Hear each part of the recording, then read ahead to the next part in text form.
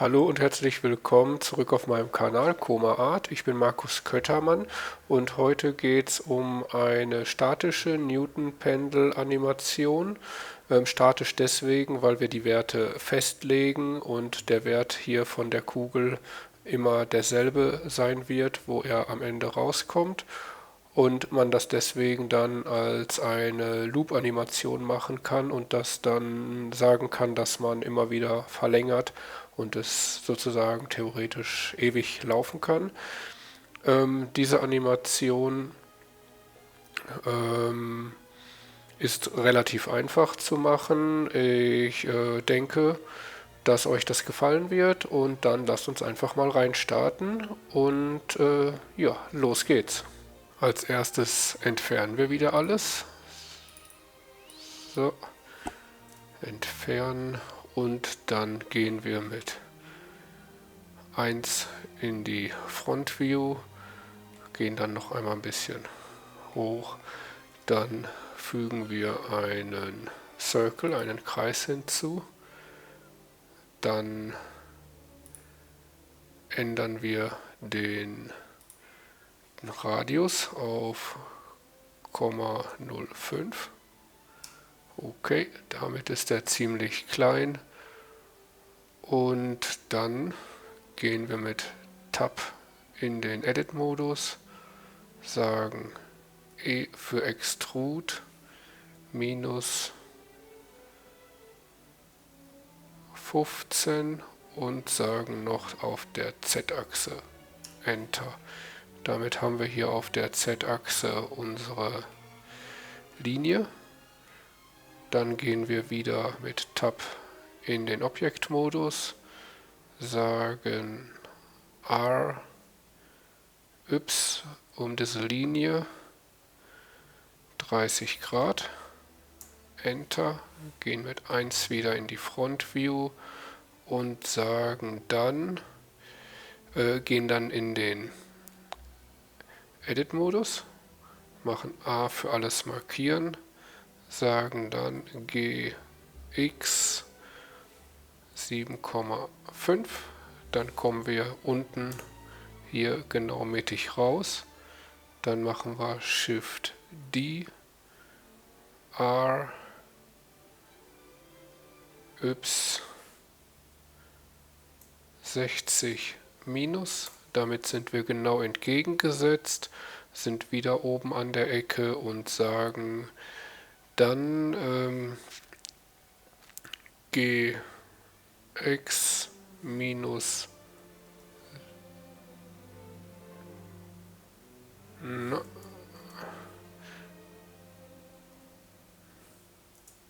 minus 7, na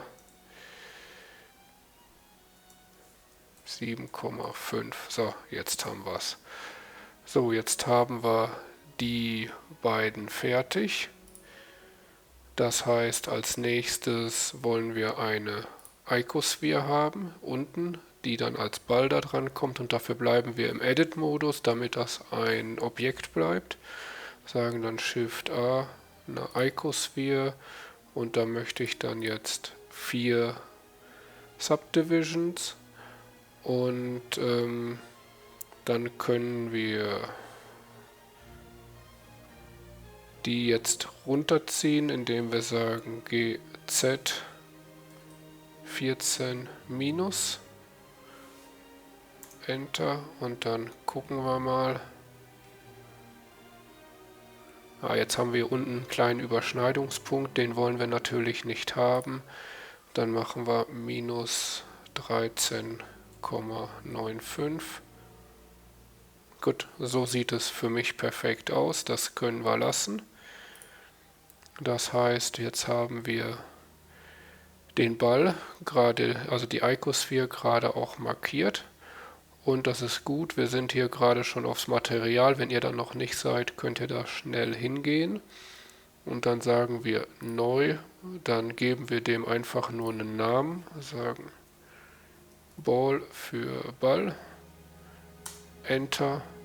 Und damit ist jetzt theoretisch alles erstmal mit dem Material Ball oder hat alles erstmal das Material Ball. und den wollen wir aber dann nicht. Ich möchte auf den beiden Leinen dann ein anderes Material haben und das können wir jetzt, indem wir Ctrl I machen. Dadurch invertieren wir die Auswahl. Das heißt, jetzt ist nicht mehr die Kugel ausgewählt, jetzt sind die beiden Linien ausgewählt und dann können wir hier ein zweites Material hinzupacken. Das müssen wir dann eben mit neu erstellen. Dann geben wir dem einen Namen. Ich sage jetzt Pipe dazu, Enter, und dann müssen wir das noch mit Assign annehmen. Und damit haben wir dann nachher zwei Materialien. Wenn wir jetzt mit Tab in den Objektmodus gehen und gehen auf die Welt, wo man jetzt richtig schön viel sieht. Wartet mal eben, wir machen mal eben so ziemlich hell. Gehen aufs Material und sagen jetzt, den Ball machen wir schwarz und die Pipe lassen wir so wie es ist, und da seht ihr, dass da schon ein Unterschied ist. So, machen wir jetzt aber den Ball erst nochmal wieder zurück und die World auch wieder zurück. Na, die war irgendwo da. So. Okay, und gehen dann wieder auf den Objektmodus. Dann können wir das Ganze, rechte Maustaste Shade Smooth, und dann möchten wir die natürlich jetzt verdoppeln. Wir wollen ja ein paar mehr haben, aber als erstes müssen wir die nach oben setzen und dafür sagen wir jetzt mal GZ 15, Enter, machen wir eins mal im Front View, das ist ein bisschen wenig, nehmen wir 18. Jo, das passt, weil ich hier noch einen Boden drunter machen möchte. Das gefällt mir ganz gut, sieht gut aus. Dann duplizieren wir die einfach. Das heißt, wir drücken Shift D, dann Y für nach Y verschieben und dann 2, weil der Ball ja 2 Meter Durchmesser hat, tun wir 2 Meter weiter versetzen und mit Shift R, Enter drücken und dann mit Shift A repeaten wir das. So, 2, 4, 6, damit haben wir alle Kugeln zusammen. Dann können wir hier die Kollektion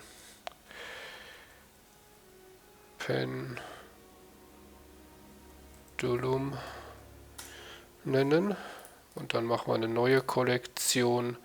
Da kommt dann der Rest jetzt weiter drauf. Genau. Shade Smooth haben wir gemacht. Dann habe ich noch etwas vergessen, müssen wir dann jetzt für alle machen. Das heißt, ich greife die Kugel an, sage Control und sage Scale und Rotation machen wir. Dasselbe dann bei der nächsten. Scale und Rotation. Scale und Rotation. Und ich drücke mal eben N, dass ich euch das zeigen kann, weil hier Scale ist zwar auf 1, aber können wir noch einmal gucken, und Rotation dann auch, dass das alles auf 0 ist. Also noch einmal Shift A. Scale ist zwar auf 1 und wenn wir Rotation drücken, ist das auch alles auf 1. Nächste auf 0 bei der Rotation. So.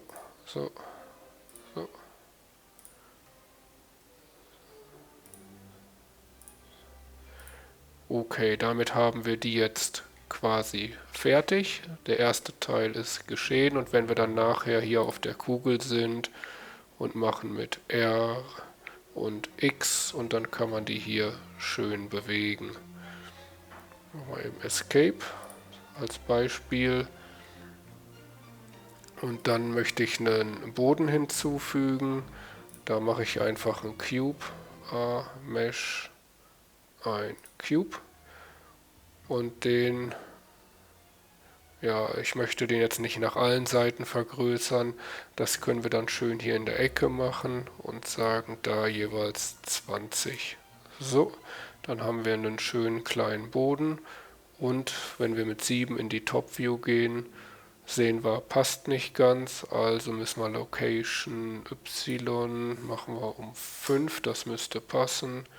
1, 2, 3, 4, 5, 1, 2, 3, 4, 5, sieht gut aus. Damit haben wir da unseren Boden und dann möchte ich noch hier die Randung etwas rund machen.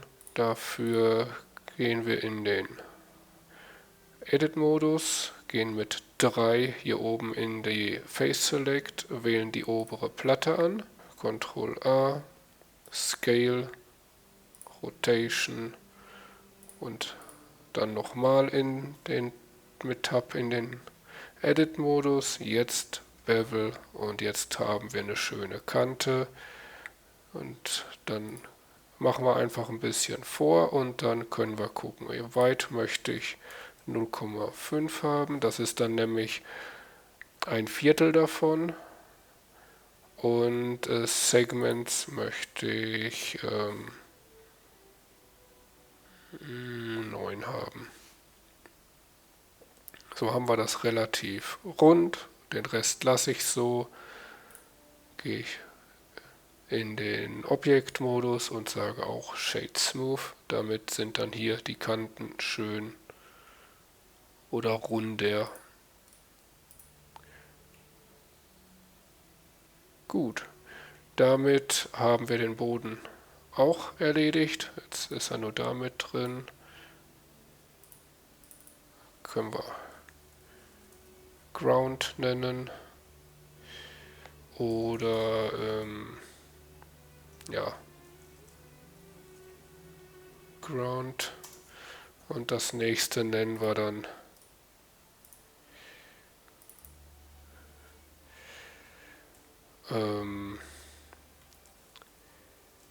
Fixing Points. Und in Fixing Points machen wir jetzt einen Zylinder. Das heißt Shift A, Mesh, einen Zylinder hinzufügen. Den möchte ich, dass der jetzt einen Radius von 0,5 hat. Das heißt, der hat einen Durchmesser von 1 Meter. Und jetzt ist mir gerade noch eine Sache eingefallen, und zwar mit 1. Ich möchte, dass das 1 nach oben geht, also mache ich Z1. So. Damit sind wir genau auf der Ebene. So, nochmal wieder jetzt zurück auf unseren Zylinder. Den möchte ich jetzt transformieren und sage erstmal Scale auf Z und dann 10. Enter. So. Dann gehe ich mit 7 in die Top View und sage erstmal, wo ich den lokalmäßig hinhaben möchte. Ich möchte ihn hier unten auf die Deckecke haben und damit kann ich dann sagen, x möchte ich 7,5. So, da sieht man schon, bin ich schön hier auf der Ecke von der Leitung und dann mache ich y minus 2,5 und so bin ich hier schön in der Ecke von der Platte. Und dann gehen wir auf 1, möchte ich ungefähr hier oben nachher hinkommen. Machen wir mal 6,5. So, ja, könnte nachher passen, wird wahrscheinlich noch ein bisschen nachangepasst werden müssen. Und dann ist das für den ersten erledigt. Dann machen wir Shift D, Duplicate und dann GY 15. Müsste hinhauen. So mal eben aus dem Kopf. Genau, dann haben wir den zweiten. Und jetzt müssen wir noch einen hier oben drüber. Und da sagen wir dann DRX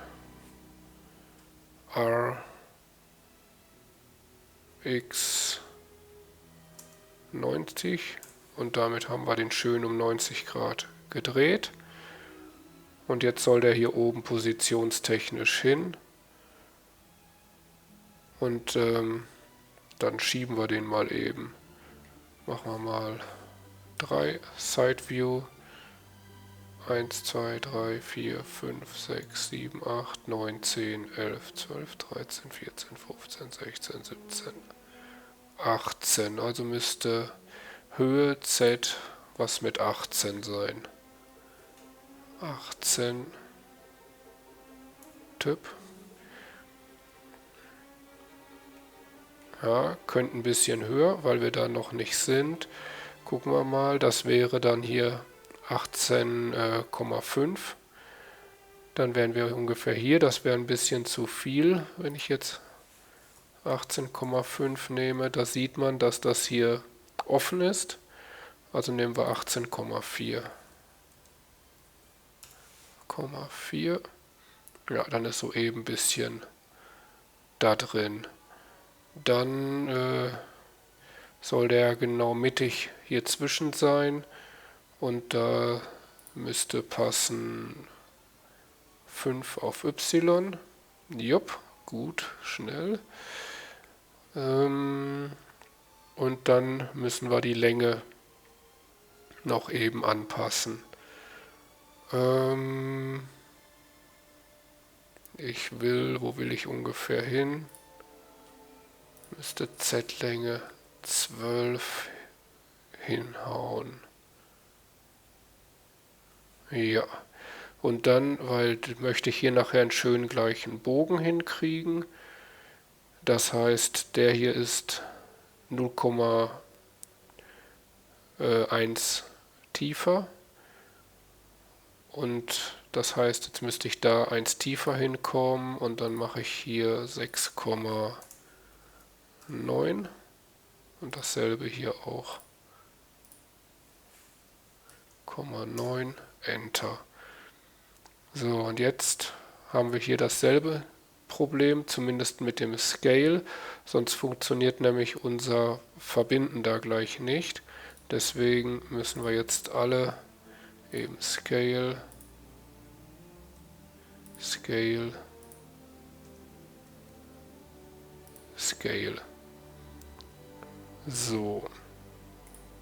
Und dann ist das nächste, wir müssen die alle miteinander verbinden, das heißt der und der. Und dann sagen wir Ctrl J für Join und dann sind die hier alle in einer Gruppe. Das heißt, ich kann jetzt keinen mehr einzeln anwählen, die sind alle zusammen in einer Gruppe. Und das heißt, jetzt können wir mit Tab in den Edit-Modus, gehen mit 3 in Face Select und wählen die und die aus, sagen X, Face entfernen, gehen auf 2, dann Alt, dann können wir hier den Kreis auswählen, dann Shift und dann den zweiten Kreis hier auswählen. Und dann können wir rechte Maustaste und dann Bridge Edge Loops. Und dann haben wir die hier verbunden. Und das wollen wir jetzt natürlich ein bisschen schöner hinbekommen. Und dafür nehmen wir mal 20 Loop Cuts. Und jetzt ist das Ganze hier mir schon fast ein bisschen zu eckig. Gehen wir mal runter. 0,8. Nee. 0,7. Ja, das finde ich schöner. Probieren wir noch einmal 0,6 aus. Wäre auch cool. 0,7. Ja, 0,7 gefällt mir besser. Gut, und damit haben wir die erste Seite fertig. Dann machen wir dasselbe auf der anderen Seite auch. 3 für Face Select. Dann X, Faces entfernen. Dann mit 2 auf nicht Edges, ja, komme ich immer durcheinander. Vertex, doch Edges. So, Alt, Shift Alt, zweite, dann Bridge Edge Loops, dann nimmt er die Werte hier unten schon mit und wir brauchen nur die 20 eingeben und sind, ups, nicht bei Twist, da wollen wir 0, verdrehen wollen wir es nicht, da 20. So, und dann sagen wir 3 Seitenansicht und dann haben wir unseren Halter für die Seile quasi fertig. Dann gehen wir mit Tab raus, rechte Maustaste, Shade Smooth und damit haben wir den fertig. Und dann machen wir einen zweiten Tab. Das heißt Shift D, X, 15 minus, Enter und damit haben wir den zweiten auch schon fertig. Das heißt, hier bei den Fix Points haben wir die 2 Zylinder drin und alles ist gut. Jetzt möchte ich dann am Ende noch einen Boden hier drunter haben.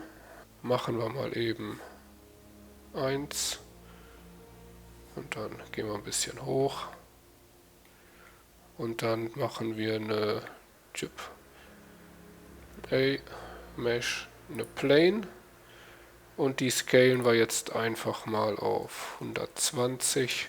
Also, und damit ist die relativ groß und wir machen den Mittelpunkt mittig hier drunter setzen. Das heißt, ich gehe mal eben mit 7 in die Top View. Wenn ich jetzt hier gucke und hier gucke, sehe ich, einmal ist der Mittelpunkt hier von der Plane und von dem Cube ist er da. Und ich weiß noch, das waren genau 5 Meter, die ich nämlich das rübergesetzt habe. Also können wir hier auf Y5 und jetzt ist der Mittelpunkt auch da. Also da ist er da ist er da. Also alles gut. So, damit haben wir die reine Szene im Grunde fertig erstellt. Was wir noch machen ist ja, Scale brauchte ich jetzt nicht, weil ich das hätte ich nicht gebraucht, weil ich das direkt im Kontextmenü hier unten in der Ecke eingestellt hatte. Aber egal, doppelt hält besser. Als nächstes will ich hier so die Timeline haben und ich möchte den Graph-Editor haben.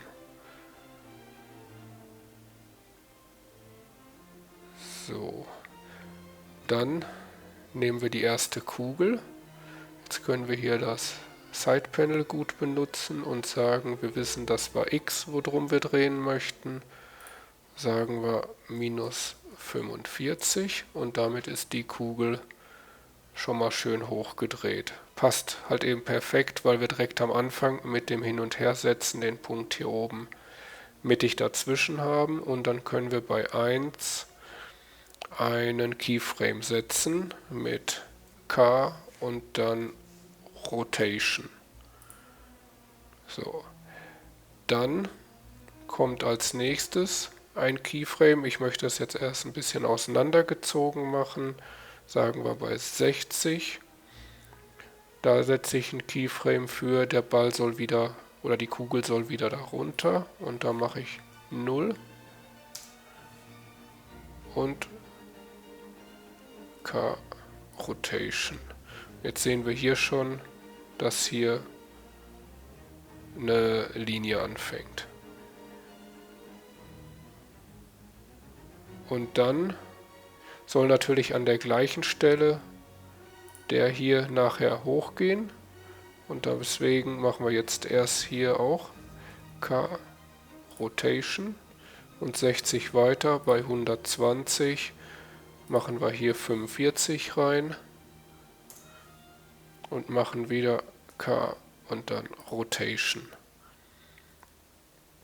Jetzt sieht man hier auch, da geht er hoch.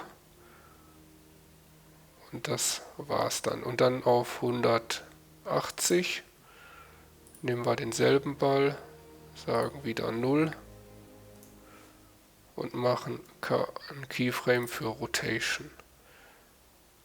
Und dann gehen wir von dem wieder, sagen nochmal Rotation, einen Keyframe. Und dann gehen wir zum Schluss bei 240, machen wieder 45, minus, na, macht er nicht, muss man erst drücken, so, K Rotation. So, jetzt haben wir im Grunde die Animation. Jetzt habe ich allerdings hier hinten 10 Frames über und deswegen gehe ich mal eben und sage bei 240 Frames ist Ende. Und deswegen haben wir dann hier hinten schön den Übergang und wir können einmal Play drücken. Die Kugel geht langsam runter und die nächste geht hoch und die geht runter und die nächste geht wieder hoch. Wenn man jetzt allerdings hier oben guckt, ist der Übergang hart. Das heißt, der geht gleich schnell, weil es linear ist und dann hart abgebremst und dann sofort wieder runter. Das möchte ich jetzt hier mit dem Graph-Editor ein bisschen anpassen. So. Und dafür nehme ich erstmal beide Kugeln, anfassen, rechte Maustaste und sage, ich möchte nämlich nicht linear haben, ich nehme Bezier. Und dadurch kommen dann, Mist, ich muss eben A für alle und dann Bezier. Und dann habe ich hier überall die Handles, dass ich damit einstellen kann. Für die eine Kurve und für die andere Kurve. So, dann hier in der Mitte, wenn die Kugel anhaut, möchte ich natürlich, jetzt geht die langsam dran und die andere geht langsam los. Das möchte ich im Grunde dann nicht haben. Und dann markiere ich die in der Mitte und sage einfach Scale 0. Okay, das war wrong. Escape. Und wir nehmen den, sagen S0. Dasselbe dann hier mit dem S0 und haben den. Und den dasselbe auch. So, S0 und S0. Damit haben wir hier den Übergang zwischen den beiden schon wieder ein bisschen härter. Das heißt, die kommt in der gleichen Geschwindigkeit an, bremst abrupt und die geht sofort abrupt los. Und damit passt hier der Übergang. Dann möchte ich gerne, dass hier oben der Übergang etwas sanfter ist. Und hier deswegen nehme ich den mal und der ist jetzt 10, 20 und den mache ich jetzt mal etwas größer und sage 30 oder man könnte noch 40 nehmen. Wir können ja mal mit 40 ausprobieren, 40 mehr. Und dasselbe muss ich dann unten auch machen.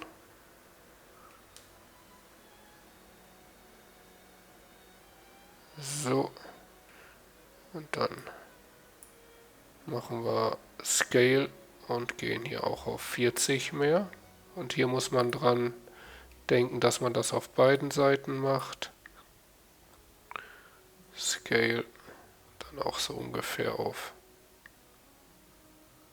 40. 10, 20, 30, 40. Okay. Und dann haben wir das jetzt etwas sanfter, gehen nochmal auf 1 und sagen Duff. Und da ist der relativ sanft. Können wir so lassen. In meinem Test hatte ich 30. Dann ist der oben etwas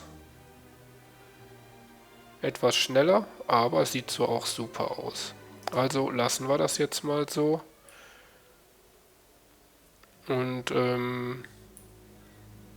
jetzt möchte ich Folgendes mal eben noch machen.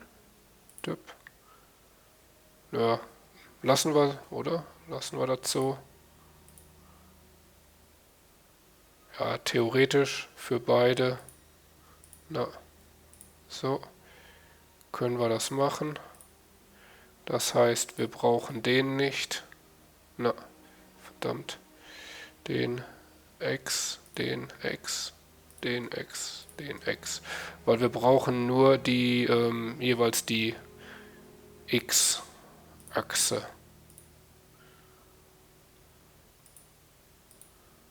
So.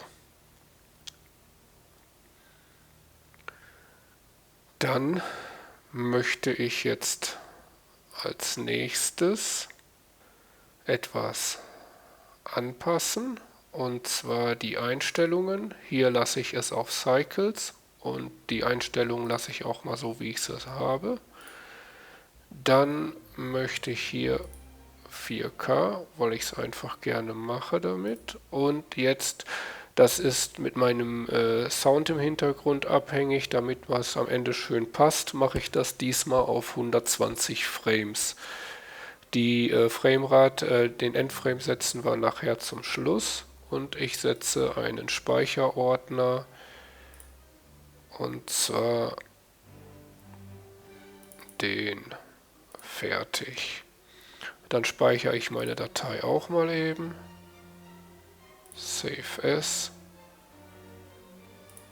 Ich nehme hier Test und mache ein 2 daraus. Save.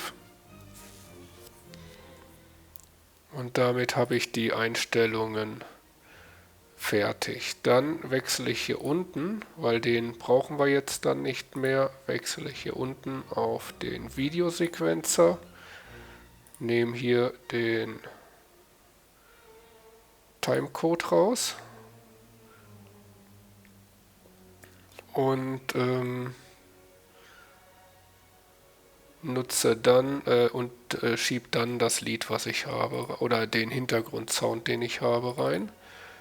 Tipp, und das ist der. Den Link dazu packe ich euch in die Videobeschreibung, und das ist im Grunde nur so ein Klack von so einem Newton-Pendel. Und jetzt müssen wir natürlich hier gucken, dass das hier mit den Abständen passt. Immer wenn die zusammenschlagen, ist im Grunde der Punkt und der Punkt. Also hier schlagen die dann zusammen und hier schlagen die zusammen, und der Punkt muss jeweils dann hier an den Punkten sein. Gucken wir mal eben. Also, das wäre jetzt Punkt 11, den notiere ich mir mal eben. Punkt 11 bis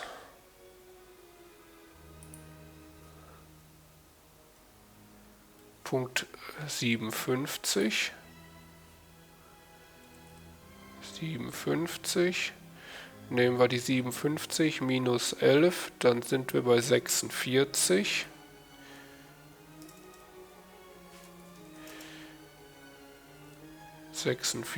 Und 46 durch 2. 46 durch 2 ist 23.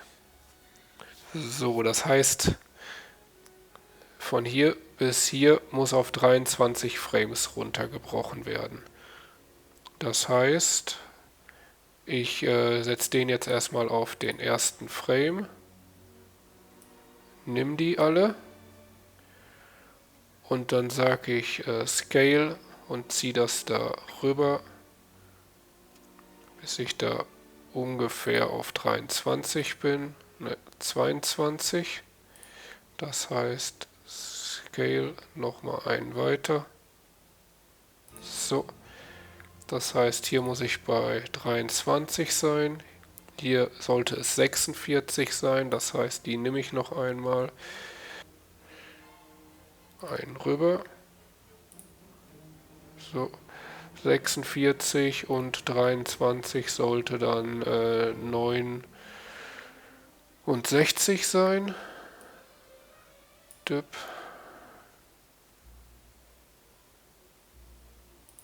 So, 69 und 69 und 23 wären 92.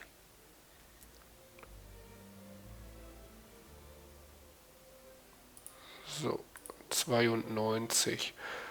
Und dann müssten wir eben gucken, dass wir das Pendelgeräusch jeweils dahin ziehen. So, so. Und damit sieht das ziemlich gut aus. Jetzt nehmen wir die und sagen Shift D und gehen dann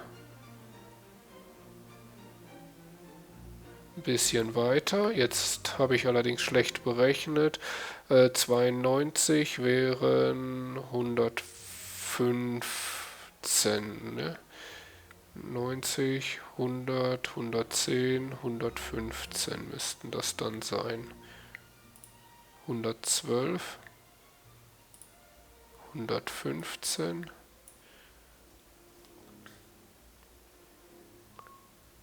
Genau, 115 passt auch mit da. Dann das Ganze wieder. Hier sind wir bei 184, 204, 207. 207 sieht man, passt mit unten. Das heißt Shift D, Chip und rüber. Pup. Dann schieben wir mal weiter. Wir nehmen mal eben mit N den Zeit hier raus. Und dann dasselbe hier schieben wir weiter. Und das heißt, dann sind wir hier bei 176, wäre 276. Dann weiter sind wir bei 299. So, dann nehmen wir die wieder. Shift die, plupp, und rüber. Das heißt, da passt's. Ja, so langsam sind ein bisschen minimal enger zusammen. Ich nehme die beiden mal eben.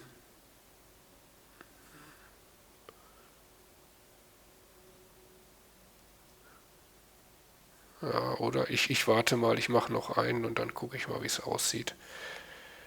So, das heißt, hier sind wir bei 368, sind 391. Ja, und bei 391 sage ich, ich gehe einen nach vorne, 390, Shift D. So.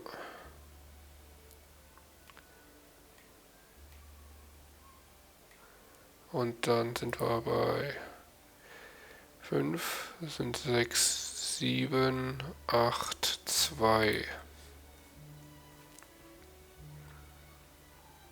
Shift D.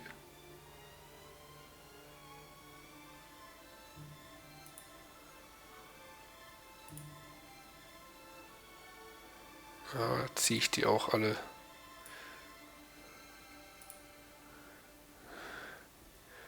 Gehe einen rüber.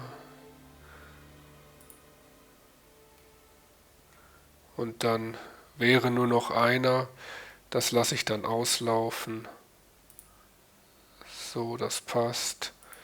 Da, dann mache ich hier den letzten Frame. Das wäre dann 250. Ne, 550. 550. Okay, haben wir hier den letzten Frame und dann können wir das durchlaufen lassen. Allerdings passt gerade der Sound hier. Ich weiß nicht warum. Hier passt der Sound jetzt nicht überein. Wenn man das aber nachher bearbeitet, passt's. Also ich habe da ziemlich lange dran rumgemodelt und geguckt und am Ende hier versucht, alles Mögliche umzustellen. Es hat nicht funktioniert, aber am Ende passt es mit der Animation. Warum auch immer. Aber soll uns ja egal sein, wenn es am Ende funktioniert. Gut, damit haben wir die Animation passend zum Sound. Und dann machen wir den mal eben hier weg.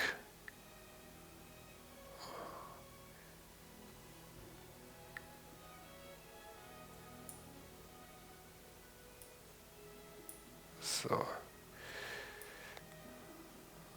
So. So.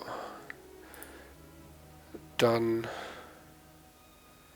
möchte ich nach hier und gebe jetzt erstmal ein Hintergrundbild. Dafür möchte ich ein Environment Textur nehmen. Open HDRI. Und dann nehme ich mal das Blue Photo Studio.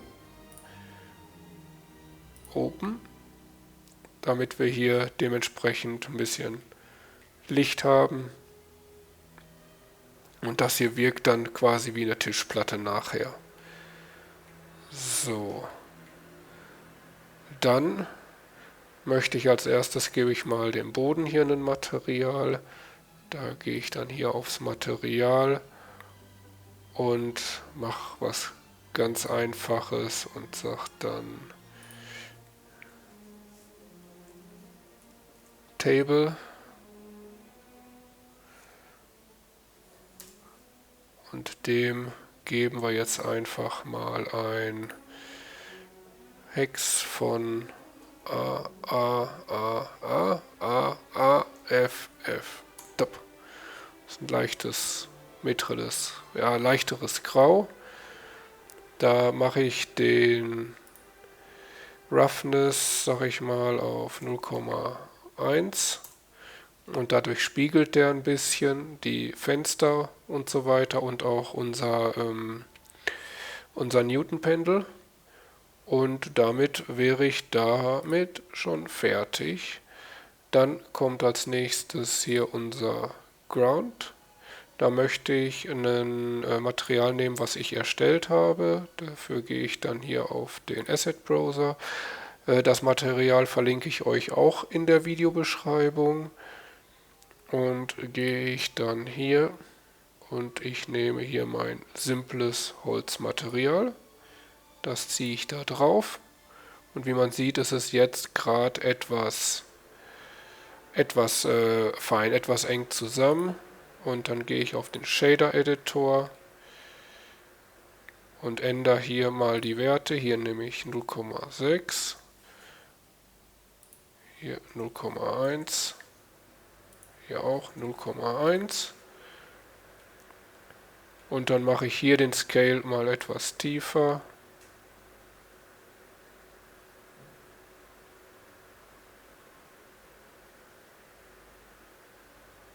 Ja, lassen wir das mal so. Und hier gehe ich auch etwas tiefer. Lassen wir mal so.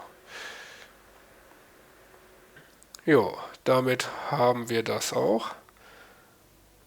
Dann gehe ich als nächstes mal auf den und sage, für den Ball möchte ich gerne eine Farbe haben mit 8,3. Ups, 2 Dreien eingetippt. Nochmal 8,3, 8,3, FF. Das ist auch ein leichtes Grau. Hier mache ich allerdings Metallic komplett hoch und die Roughness komplett runter, dass die spiegeln. Und dann mache ich für die Pipe ein Hexwert von 171717 FF. Das ist ein ziemlich dunkles Schwarz.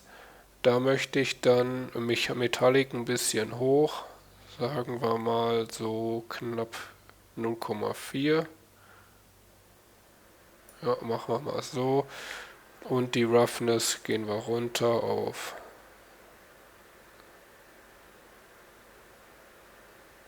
so ungefähr. Fertig. Das fällt auch nicht ganz so auf, aber so ist das Schwarz. Es reflektiert ein bisschen durch den Metallic und durch den niedrigen Roughness. Und im Grunde, als wenn wir da ein paar kleine dunkle Stahlseilchen dran hätten. Dann bleibt noch hier unser Rohr. Und da nehme ich einen existierenden. Da gehe ich dann hier drauf und nehme das Material vom Ball und da auch vom Ball, weil das reicht mir mit dem Metallic Silber. Ja, und dann tut das dementsprechend spiegeln. Und hier dann das Licht auch drin, da das Licht. Das passt für mich. Gut. Dafür ist dann das Material soweit vergeben, ist soweit fertig und dann machen wir noch eine Kollektion, die nennen wir Camera und da fügen wir jetzt noch eine Kamera ein. Na, so, eine Kamera. Weiteres Licht tun wir jetzt erstmal nicht einfügen. Die Kamera ist jetzt da unten und dann können wir uns jetzt hier, sag ich mal, so ein bisschen aussuchen, wo wir das ungefähr haben möchten. So könnte ungefähr gut aussehen. Und dann machen wir Ctrl Alt 0, dann setzt er die Kamera und dann können wir jetzt noch ein bisschen scrollen,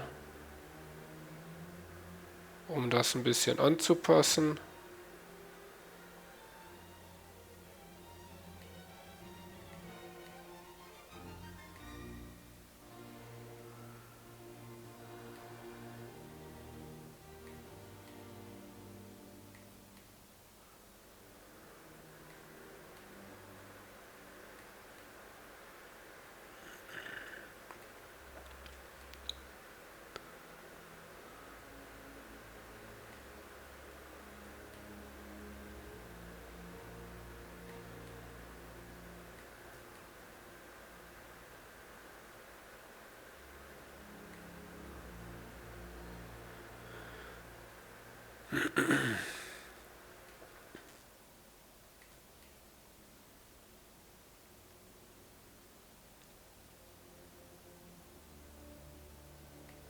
So, ich denke, das sieht einigermaßen okay aus.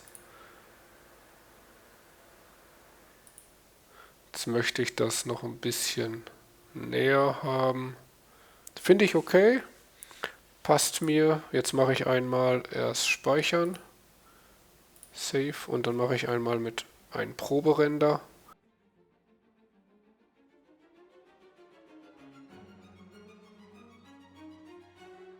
Jo.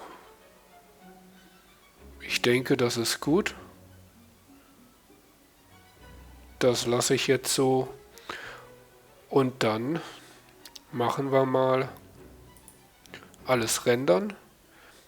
Ihr hört mich jetzt gleich wieder und für mich wird es ein bisschen Zeit dauern, aber bis gleich.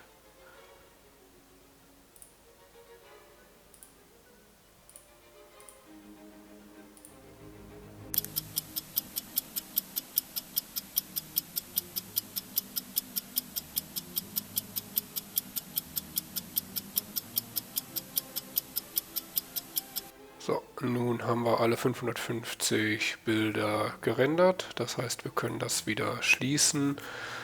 Ja, und dann gehen wir auf File, safen noch einmal, also speichern noch einmal. Dann gucken wir noch mal eben. auf den Image Sequencer 23 müsste das sein. Genau 23. Genau 23. Und den müssen wir uns merken gleich, um die Musik oder den Sound mit einzupacken. Und dann gehen wir jetzt auf New. Video Editing. Machen wir noch einmal Save. Dann möchte ich hier auch den Timecode wieder raus haben. Dann stelle ich hier auf 4K, 100%, 120 Frames, 550 Endframe und wähle meinen Speicherordner. Ich glaube, Video 2 war das, genau. So, damit habe ich alles von den Einstellungen her fertig. Gehe hier über das Feld, mache Shift A für einfügen und dann möchte ich eine Image-Sequenz einfügen. Gehe wieder auf Video 2, markiere alle. So, und sage dann Add Image Sequence, Image Script. So, und dann haben wir das hier eingefügt. Jetzt gehen wir in unseren Explorer, wo wir den Sound haben, ziehen den Sound noch mit rein und dann können wir noch mal rein scrollen. 23 und können den dann entsprechend reinziehen. So, damit passt der Sound. Dann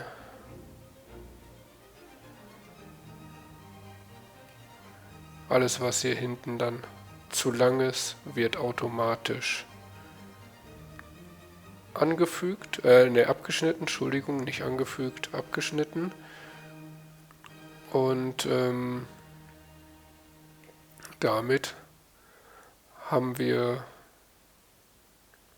das theoretisch fertig. Ich schneide aber dann hier hinten, oder ich gucke mal eben, ob das funktioniert, hier nach vorne.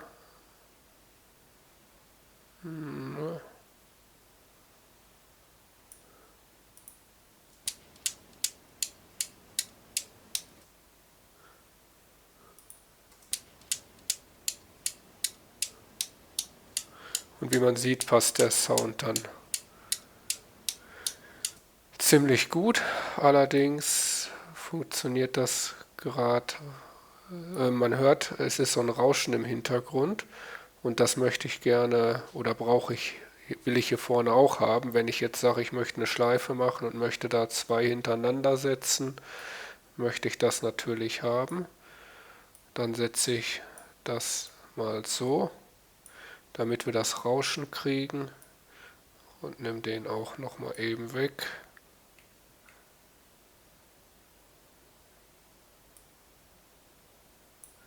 So, dann noch einmal.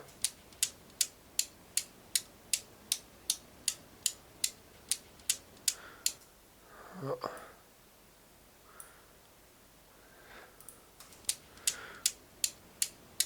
Genau, dann haben wir hier komplett dieses leichte Hintergrundrauschen mit und es geht über die ganze Zeit und damit können wir dann theoretisch 2 oder 3 davon hintereinander packen und hätten dann eine lange Schleife. Gut, dann speichern wir das einmal. Save. Ich nehme das Video, mache Plus, dann habe ich das als 2. Save. Und dann können wir das Ganze rendern. Render-Animation.